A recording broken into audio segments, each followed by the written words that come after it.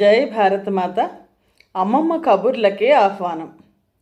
ఒక అతను రాత్రిపూట చీకట్లో నడుచుకుంటూ వెళ్తున్నాడు.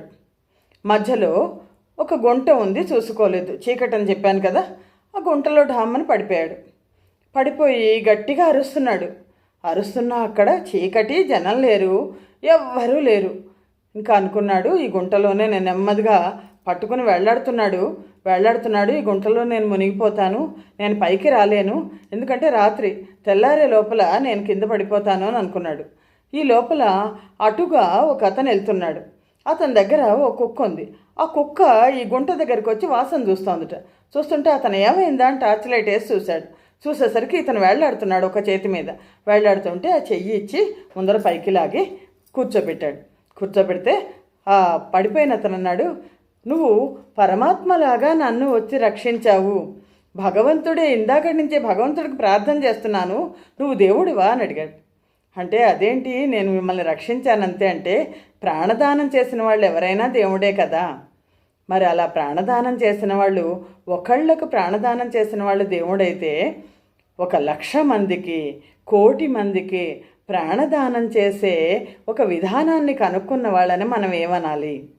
నిజంగా పరమాత్మ తిరిగి మళ్ళా పుట్టాడా అనాలి. హ్యూమన్ ఎక్సలెన్స్లో మానవుడే మహనీయుడు అని అంటాం కదా. ఆ మానవులలో, మహనీయులలో ఒక ప్రత్యేకమైన మనిషి గురించి, అతను చేసిన త్యాగాన్ని గురించి, అతను చేసిన పరిశోధన గురించి నేను ఇవాళ మీకు చెప్పబోతున్నాను. అతని పేరే దిలీప్ మహలనాబిస్. మామూలుగా బెంగాలీలో మహలనోబిస్ అంటారు, మామూలుగా ఇంగ్లీష్లో రాసేటప్పుడు మహలనాబిస్ అని రాస్తారు. ఎవరు ఈ దిలీప్ మహలనోబిస్? దిలీప్ మహలనోబిస్ ఆయన భారతదేశంలో ఓఆర్ఎస్ అనే దాన్ని కనుక్కున్నది దిలీప్ మహలనోబిస్. దిలీప్ మహలనోబిస్ ఎక్కడ పుట్టాడు? ఇప్పుడు ప్రస్తుతం భారతదేశము, బంగ్లాదేశ్, పాకిస్తాన్ అని విభజన ఉంది. ఆ విభజనకు ముందర, భారతదేశానికి స్వతంత్రం రావడానికి ముందర బెంగాల్లో, అంటే ఇప్పుడు ప్రస్తుతం బంగ్లాదేశ్ ప్రాంతం, బెంగాల్లో 1934 నవంబర్ 12వ తారీఖున ఈయన జన్మించాడు. జన్మించిన తర్వాత ఇతను చిన్నప్పటి నుంచే చాలా తెలివితేటలు కలిగినవాడు. అతను కలకత్తాకు వచ్చి కలకత్తా మెడికల్ కాలేజీలో అతను వైద్య విద్యని నేర్చుకున్నాడు. 1958లో 34లో పుట్టాడు. అంటే తన 24వ ఏట శిశు వైద్యునిగా, పీడియాట్రిషియన్ అంటాం, శిశు వైద్యునిగా ఇతను తన ప్రాక్టీస్ మొదలుపెట్టాడు. సరిగ్గా బ్రిటన్లో ఆ రోజుల్లో ఎన్హెచ్ఎస్ అంటారంటే నేషనల్ హెల్త్ సర్వీస్ అని ఒక సంస్థని ఏర్పాటు చేసింది బ్రిటన్. అలా బ్రిటన్ సంస్థను ఏర్పాటు చేస్తే ఆ బ్రిటిష్ సంస్థలో ఇతను ఉద్యోగం కోసం ప్రయత్నించాడు. అక్కడికి వెళ్ళి ఎడిన్బర్గ్లోను, లండన్లోను అతను డిగ్రీలు పొందాడు. యూకేలో ఉన్నప్పుడు ఆయన క్వీన్ ఎలిజబెత్ పిల్లల కోసం కూడా ఆయన వైద్యం చేసినట్లుగా మనకు తెలుస్తుంది. ఆ తర్వాత వెనక్కి వచ్చి ఈయన 1960లో కలకత్తాలో జాన్స్ హాపింగ్స్ యూనివర్సిటీలో centre for medical research and ట్రైనింగ్లో అందులో చేరి రీహైడ్రేషన్ థెరపీ మీద, అంటే ఒకవేళ మనిషిలో కనుక శారీరకంగా వాటర్ తగ్గిపోతే, నీరు శాతం తగ్గితే మళ్ళా తిరిగి నీటి శాతం ఎలా పెంచాలి అన్న ఆ థెరపీలో పరిశోధన చేయడం మొదలుపెట్టాడు ఈయన. ఇలా పరిశోధన చేస్తున్నప్పుడు 1971లో బంగ్లాదేశ్ యుద్ధం వచ్చింది. పాకిస్తాను, ఇప్పుడు బంగ్లాదేశ్ అంటున్నాం, అప్పుడు పశ్చిమ పాకిస్తాన్, తూర్పు పాకిస్తాన్ అనేవాళ్ళు. ఈ పశ్చిమ పాకిస్తాన్కి, తూర్పు పాకిస్తాన్కి మధ్య విభేదాలు వచ్చాయి. తూర్పు పాకిస్తాన్ స్వతంత్రంగా ఉండడం కోసం ఒక స్వాతంత్ర పోరాటం మొదలుపెట్టింది. ఆ స్వాతంత్ర పోరాటంలో పశ్చిమ పాకిస్తాను తూర్పు పాకిస్తాన్ని బాగా అణిచివేయడం ప్రారంభించింది.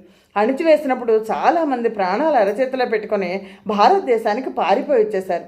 అలా పారిపోయి వస్తున్న వాళ్ళని, కలకత్తాకి వస్తున్న వాళ్ళందరినీ భారతదేశ ప్రభుత్వం శిబిరాల్లో ఉంచడం మొదలెట్టింది. 3.5 లక్షల మంది, అసలు చెప్పాలంటే 5 లక్షల పైన. కానీ ఈ శిబిరాల్లో మిగిలిన వాళ్ళు భారతదేశంలో మిగిలిన చోట్లకి ఎక్కడికి వెళ్ళిపోయారో తెలియదు.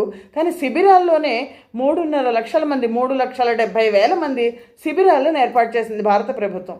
శిబిరాలను ఏర్పాటు చేసి ఈ శిబిరాల్లో ఉంచి అప్పట్లో ఇందిరాగాంధీ మన ప్రధానమంత్రి ఈ బంగ్లాదేశ్ యుద్ధం ఆగడానికి భారతదేశంలోకి ఈ రెఫ్యూజీ సమస్య ఉంది, శరణార్థులుగా బంగ్లాదేశ్ శరణార్థులు వస్తున్నారు, మేము బంగ్లాదేశ్ యొక్క స్వతంత్ర పోరాటానికి మద్దతు ఇస్తామని భారతదేశ సైన్యం వెళ్ళి బంగ్లాదేశ్ను స్వతంత్రం చేసింది. కానీ ఈ సమయంలో 1971 ప్రాంతంలో ఈ శిబిరాలలో కలరా ఒక్కసారిగా విజృంభించింది. కలరా అంటే విరోచనాలతో చాలామంది చనిపోయేవాళ్ళు, ముఖ్యంగా చిన్న పిల్లలందరూ చనిపోయేవాళ్ళు. అలాంటి సమయంలో సిఎంఆర్టీ తరఫున council for medical research and training దాని తరఫున ఈ దిలీప్ మహలనోబిస్ అతని బృందం కూడా ఈ శిబిరాల్లో పనిచేయడం మొదలుపెట్టారు. ఒక్కొక్క రోజు చూస్తుంటే కొన్ని వేల మంది చనిపోతున్నారు. వీళ్ళు ఏమీ చేయలేని పరిస్థితి ఉంది. ఎందుకంటే అది మొత్తం ఆ చికిత్స కేంద్రం అంతా కూడా బొంగాం అనే ప్రదేశంలో ఉంది. ఈ బొంగాం అనే ప్రదేశంలో 16 పడకల ఒక హాస్పిటల్ ఉంటే వీళ్ళు బయట ఒక వరండాల్లోనూ రోడ్డు మీద వేసేసి ఒక 100 పడకల దాకా ఏర్పాటు చేయగలిగారు. కానీ శిబిరాల్లోనే వీళ్ళని ఈ శిబిరాల్లో ఉన్న వాళ్ళని ట్రీట్ చేయడం మొదలుపెట్టారు. 3,70,000 మంది శరణార్థులు శిబిరాల్లో ఉన్నారు. ఒకళ్ళ నుంచి ఒకళ్ళకి కలరా విపరీతంగా వచ్చేస్తుంది. కలరా వచ్చినప్పుడు ఏం చేయాలంటే మొత్తం శరీరంలో వాటర్ అంతా పోయి, శరీరంలో నీరంతా పోయి వాళ్ళు చనిపోతారు. అలా చనిపోకుండా ఏం చేయాలి అంటే వాళ్ళకి నరాల ద్వారా మందు అలాగే నీరును కూడా ఎక్కించాలి. నరాల ద్వారా మందుని నీరుని ఎక్కించడానికి ఆ రోజుల్లో పరికరాలు లేవు, ప్రభుత్వం దగ్గర అంత మందు కూడా లేదు. అలాంటి సమయంలో దిలీప్ మహల్నోబిస్ నోటి రీహైడ్రేషన్, నోటి ద్వారా ద్రవాలు ఇవ్వడం ద్వారా మనం ఈ కలరాని, ఈ డయేరియాని ఆపచ్చు, అలాగే మరణాల రేటు తగ్గించవచ్చు అని ఆయన చెప్తే దాన్ని ఎవరు పట్టించుకోలే. కానీ అక్కడ ఉన్న ఆ సంస్థ అధికారులందరూ కూడా మనం చేద్దాం అని మొదలుపెట్టారు. అలా మొదలెడుతూ వీళ్ళు ఏం చేశారంటే 1 లీటర్ నీటికి 22 గ్రాముల గ్లూకోజ్ అంటే పంచదార, 3.5 గ్రాముల సోడియం క్లోరైడ్, 2.5 గ్రాముల సోడియము వేసేసి దాన్ని ప్యాకెట్స్ కింద చేసి చిన్న ప్యాకెట్స్ చేసి అందరికీ ప్యాకెట్లు పంచిపెట్టారు. ఒక ప్యాకెట్ ఖరీదు 11 పైసలు అయ్యేదట. పాలిథిన్ బ్యాగుల్లో చేసేసి వాటిని ప్యాకెట్లు పంచిపెట్టి మీరు లీటర్ నీళ్ళలో ఈ ప్యాకెట్ను కలుపుకొని తాగండి, ఓరల్ రీహైడ్రేషను మీకు జీవితాన్ని ఇస్తుంది అని చెప్పి ప్రచారం మొదలుపెట్టారు. అలా ప్రచారం చేయడమే కాకుండా కొంతమందికి కలుపుకోవడాలు, నీళ్లు తెచ్చుకోవడాలు ఆ ఓపికలు కూడా లేవు. దాంతో దిలీప్ మహల్నోబిస్ ఏం చేశారంటే ఒక పెద్ద డ్రమ్ముల్లో, ఆఖరికి అతని కుటుంబ సభ్యులు కూడా తోడ్పడ్డారట. మొత్తం అందరూ కలిసి ఈ సేవలు చేసే వాళ్ళందరూ కూడా, సేవికలు అందరూ కూడా అందరూ పెద్ద డ్రమ్ములతో నీళ్లు కలిపేసి ఈ ఓరల్ రీహైడ్రేషన్ ఓఆర్ఎస్ అంటాం మనం ఇప్పుడు, ఈ ఓఆర్ఎస్ని కలిపేసి రోగుల కుటుంబ సభ్యులకు ఇచ్చి మీరు ఆరారగా ఇస్తుంటే మీ పిల్లలు, ముఖ్యంగా పిల్లలు ఈ డయేరియా నుంచి, కలరా నుంచి బయటపడతారు. వాళ్ళకి మోషన్స్ అవుతుంటే మీరు ముందర ఏదో ఇంజెక్షన్స్ ఇవ్వాలి అని అనుకోకండి, మనం ఇవ్వలేని పరిస్థితిలో ఉన్నాము, మీరు ముందర ఇది ఇవ్వండి అని చెప్పారు. ఒక్క 3 నెలల లోపల ఎంత తేడా వచ్చిందంటే 3,70,000 మందిలో 30% మంది చనిపోయి ఉండేవాళ్ళు. దగ్గర 1,50,000 మంది చనిపోయి ఉండేవాళ్ళు. అలాంటిది 3,700లో ఒక 135 కేసులు మాత్రమే వచ్చాయట. ఇంట్రావీనస్ అంటే స్థాయి దాటి నోటి ద్వారా తీసుకోలేని పరిస్థితిలో ఇంట్రావీనస్ ద్వారా అంటే నరాల ద్వారా సూదులతో మందును ఎక్కించడం, అలాగే సెలైన్ ఎక్కించడం. ఈ సెలైన్ ఎక్కించేవి 135, 3,700 కేసులు అయితే 135 కేసులు మాత్రమే వచ్చాయి. ఒక్కసారిగా 30% దాకా ఉన్న ఆ మరణాల రేటు కాస్త 3% పడిపోయింది. ఓఆర్ఎస్ ఫార్ములాని మొత్తం అందరూ సరిగ్గా ఆ రోజుల్లో ఏంటంటే వరల్డ్ హెల్త్ ఆర్గనైజేషన్ కలరా కంట్రోల్ యూనిట్లో ఆయన పనిచేశారు. అక్కడ నుంచి ఆఫ్ఘనిస్తాన్లో పనిచేశారు, ఈజిప్ట్లో పనిచేశారు, యెమెన్లో పనిచేశారు. బయట దేశాల నుంచి, విదేశాల నుంచి వచ్చి ఇక్కడ చూసిన వాళ్ళు ఏం చెప్పారంటే ఇది చాలా ఒక అద్భుతమైన ప్రణాళిక, ప్రజలని రక్షించే ప్రణాళిక. అంటే అతనికి సలహా ఇచ్చారట, you can take the patent తీసుకోవడం అంటే ఏంటంటే ఎవరైనా దీన్ని పేటెంట్ అంటే చాలా డబ్బులు వస్తాయి దానివల్ల. అంటే ఆయన అన్నట్ట, నేను పేటెంట్ తీసుకోను, నాకు పేటెంట్ అక్కర్లేదు, రోగులు బతకడమే నాకు కావాలి, మరణ దశ దాకా వెళ్ళకూడదు, కలరా వచ్చినా డయేరియా వచ్చినా మరణ దశ దాకా వెళ్ళకూడదు అని.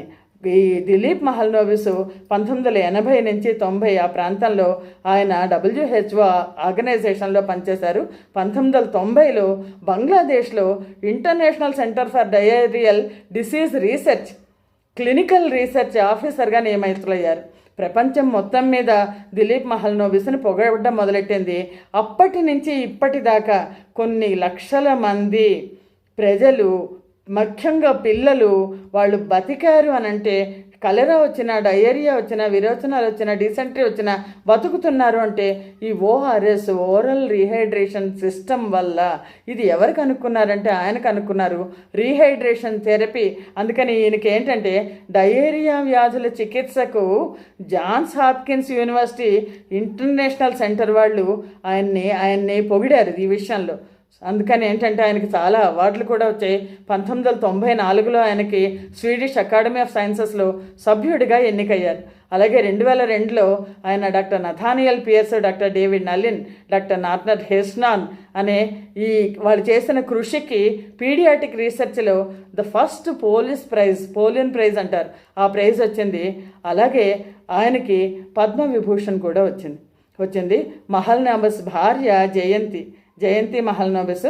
ఆయన 87 వయస్సులో అక్టోబర్ 16 తారీఖున 2022లో ఈ మధ్య ఆయన మరణించారు. ఊపిరితిత్తుల ఇన్ఫెక్షన్తో మరణించారు అని చెప్తారు. ఆయనకి 2023లో కిందటి సంవత్సరం పద్మవిభూషణ్ పాస్ట్మస్ అవార్డు అంటారు, పద్మవిభూషణ్ అవార్డునిచ్చారు. ఒక మనిషిని రక్షిస్తేనే అతను భగవంతుడైతే, భగవంతుడి అంశగా వచ్చి అవసరమైన వైద్యాన్ని ప్రజలకు చేసి నాకు ఏ గుర్తింపు అక్కరలేదు, నేను పేటెంట్ తీసుకోను, ఇది ప్రజలందరికీ చేరాలి అని చేర్చారు. ఈ రోజున ఒక గ్రామానికి వెళ్ళినా సరే ORS ఎలక్ట్రాల్ ప్యాకెట్లు కావాలి అంటే ప్యాకెట్లు దొరుకుతాయి. ఒకవేళ ఎవరికైనా 2 రోజులు కడుపులో బాగాలేదంటే ఎలక్ట్రాల్ నీళ్లలో కలిపేసుకొని తాగేసే ఆ స్థితి మనకి ఇవాళ ఉంది. దీనికి కారకుడు మహానుభావుడు దిలీప్ మహల్నోబిస్. అటువంటి వాళ్ళందరికీ కూడా మనం ప్రణామాలు తెలియచేసుకుంటూ జై భారత్, జై హింద్.